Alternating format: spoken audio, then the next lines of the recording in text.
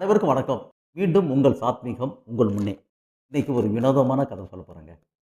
ஆமாங்க. ஒரு வீட்ல வயசான தாத்தாவும், வயசான பாட்டியும் ஒண்ணா சேர்ந்து வாழ்ந்துகிட்டு இருக்காங்க. அந்த தாத்தாவுக்கு ஒரு 85 வயசு இருக்குங்க. இந்த பாட்டிக்கு ஒரு 80 வயசு இருக்கும். ஆமாங்க. இந்த தாத்தாவ, பாட்டியும் ஆத்தா, பாட்டின்னா ஒண்ணும் சொல்ல மாட்டாங்க. கிழவன், கிழவின்னு சொல்லிட்டோம்னு வச்சுக்கங்களேன், உடனே கோவம் வந்துரும். எல்லாருக்கும் இப்படிதாங்க. வயசுல அதிகமாயிட்டா அவங்கள அதிகமானவங்கன்னு சொன்னாலே வருத்தம் தான் வரும். பாட்டிக்கு மனசுக்குள்ள ஒரு பெரிய ஆசை இருந்துகிட்டே இருக்குங்க. அந்த ஆசைய வெளிய சொன்னா உங்களுக்கே சிரிப்பு வந்துரும். ஆமாங்க. 80 வயசுல அந்த பாட்டிக்கு மீண்டும் அவங்க அழகியாகணும்னு நினச்சுக்கிட்டு இருக்காங்க. இளமையாகணும்னு நினச்சுக்கிட்டு இருக்காங்கங்க. இது எங்க போய் சொல்றது? அதோடு மட்டும் இல்ல. நான் இளமையாவறதுக்கு, மீண்டும் அழகியாவறதுக்கு நல்ல டாக்டர் ட்ரீட்மெண்ட் எடுக்கணும்னு நல்ல டாக்டர தேடிட்டு இருக்காங்க இங்கேருந்து. இவங்க நேரம் பாருங்க, இவங்களுக்கு தகுந்த மாரி டாக்டர் வந்துட்டாரு. டாக்டர்ட்ட போய் மனசுல சொல்றாங்க. இந்த மாரி மீண்டும் நான் அழகியாகணும், இளமையாகணும். அதுக்கு ஏதாவது வழி இருக்கா டாக்டர் கேட்குறாங்க. இந்த பாட்டியோட ஆசைய புரிஞ்சுக்கிட்டு இருக்குங்க. ஆனா அதுக்கு கொஞ்சம் செலவாகுன்றாரு டாக்டர். என்ன செலவானாலும் பரவால்ல. நான் மறுபடியும் இளமையாகணும், அழகியாகணும். அதுக்கு வழி சொல்லுங்க. உடனே அவர் என்ன செய்றாரு 2 மாசத்துக்கு சாப்பிடுற மாரி நல்ல ஒரு டேப்லெட்ஸ் மாத்திரைய எழுதி, இத வாங்கி நீங்க சாப்பிடுங்க எல்லாம் சரியா வந்துரும். உடனே அந்த பாட்டி என்ன செய்றாங்கன்னா, டாக்டர் குடுத்த பிரிஸ்கிரிப்ஷன் எடுத்துக்கிட்டு கடைக்கு போயிட்டு, அந்த மாத்திரையெல்லாம் வாங்கிட்டு வீட்டுக்கு வந்துர்றாங்க. வீட்டுக்கு வந்து தன்னுடைய கணவருக்கு தெரியாம, யாருக்கு? அந்த தாத்தாவுக்கு தெரியாம சாப்பிட்டுக்கிட்டு முடிச்ச பிறகு நைட்ல தான் அந்த மாத்திரைய போட்டுக்கணும். சாப்பிட்டு முடிச்ச பிறகு ஒவ்வொரு மாத்திரையா தனியா ரூம் உள்ள போயி, ரூம பூட்டிக்கிட்டு சாப்பிட்டுட்டு இருக்காங்க. ஒரு 1 வாரம் 10 நாள் சாப்பிட்ட பிறகு, திடீர்னு தாத்தா பாட்டிய பார்க்குறாரு. அந்த வீட்டுக்காரம்மா அழகா இருக்கிற மாரி அவர் கண்ணுக்கு தோணுது. அப்ப கேட்கிறாரு, "இந்தா என்னப்பா ஒரு மாதிரி இளமையா வர மாரி இருக்கு மூஞ்சிலாம், என்ன செய்துன்னு?" கேட்கிறாரு. "அட போயா! அதெல்லாம் ஒண்ணும் இல்லன்ட்டு" அவங்க பாட்டுல போயிடுறாங்க இங்கேருந்து.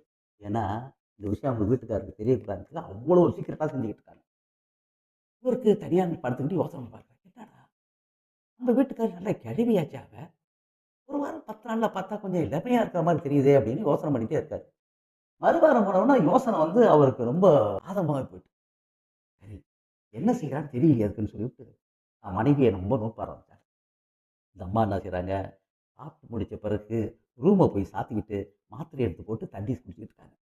இத சைடுல இருந்து ஒரு கதவு ஜன்னல திறந்து உள்ள என்ன செய்றான்னு பார்த்துக்கிட்டு இருக்கும்போது, மாத்திரை சாப்பிட்டுக்கிட்டு இருக்கிறத பார்த்துட்டாருங்க இந்த வயசான தாத்தா. ஆஹாஹா! இப்படித்தான் விஷயம் நடந்துகிட்டு இருக்கான்னு சொல்லிட்டு, என்ன செஞ்சாரு தெரியுங்களா? மறுநாள் ராத்திரி இந்த பாட்டி மாத்திரைய சாப்பிட்டு வெளிய வந்த உடனேயே, இவங்களுக்கு தெரியாம மறைஞ்சிருந்து அப்படியே ரூம்குள்ள போயி இருந்துச்சு பாருங்க மாத்திரை. எவ்வளவு மாத்திரை இருந்துச்சு, அவ்வளத்தையும் போட்டு தண்ணி குடிச்சுட்டு டக்குனு வெளிய வந்துட்டாரு யாருக்கும் தெரியாம. மனைவிக்கு தெரியாம அத்தனை மாத்திரையும் சாப்பிட்டு ஏகப்பட்ட சந்தோஷம் தாத்தாவுக்கு. ஜாலியா வந்து படுத்துருந்தாங்க. காலைல விடிஞ்சிச்சுங்க. இந்த பாட்டி எல்லா வேலையும் முடிச்சு கிடிச்சுட்டு, வீடு பூரா தேடுறாங்க புருஷகாரனையும் காணோம். என்ன அது வீட்டுக்காரரே காணுமேன்னு சொல்லிவிட்டு, அவரு படுத்திருந்த கட்டில போய் பார்க்குறாங்க. அந்த கட்டில்ல ஒரு குழந்தை படுத்திருக்கு. என்னது குழந்தை படுக்குன்னு பார்த்தா வேற ஒண்ணும் இல்லைங்க. அவ்வளோ மாத்திரையும் சாப்பிட்ட உடனே அவரு குழந்தையா மாறிட்டாரு அவரு. நேரா கடகடன்னு போய் இவங்களுக்கு சந்தேகம் வந்து மாத்திரைய பார்த்தா ஒரு மாத்திரை கிடையாது. ஆகா பாவி மனுஷனே! எல்லா மாத்திரையும் சாப்பிட்டு குழந்தையா போயிட்டா என்ன செய்யுதுன்னு சொல்லிவிட்டு, ஒரு மாத்திரை குடுத்தாருல்ல டாக்டர். அவர்கிட்ட போய் இந்த மாரி சம்பவம் நடந்துட்டு, என் வீட்டுக்காரர் மறுபடியும் வீட்டுக்காரர் குடுக்கணும்னு சொல்லி கேட்டாங்க. அவரு சொல்லிட்டாரு, "இந்த பாரும்மா, வயசானவங்கள இளமையாக்க முடியும் மாத்திரையால. இளமையா உள்ள குழந்தையா உள்ள வயசானவங்கள திரும்ப ஆக்க முடியாதும்மான்ட்டாங்க." ஐய்யய்யோ! நான் என்ன செய்வேன்னு சொல்லிவிட்டு, குழந்தைய தூக்கி தோள்ல போட்டுக்கிட்டு, ஒவ்வொரு கோயிலா போய் சாமி கிட்ட வேண்டிக்கிட்டு இருக்காங்க. எந்தெந்த வயசுல எந்தெந்த ஆசை வரணுமோ, அந்தந்த ஆசை தாங்க வரணும். வயசான பிறகு வயசுக்கு தகுந்த மாரி நடந்துக்கணுமே தவிர, இளமையாகணும், அழகியாகணும்னு நினைக்கிறது என்னைக்கும் தப்பு. நான் சொல்றது அதான் அந்த கதைங்க. ஓகேங்களா? மீண்டும் ஒரு நல்ல கதையில் உங்களை சந்திக்கிறேன். நன்றி.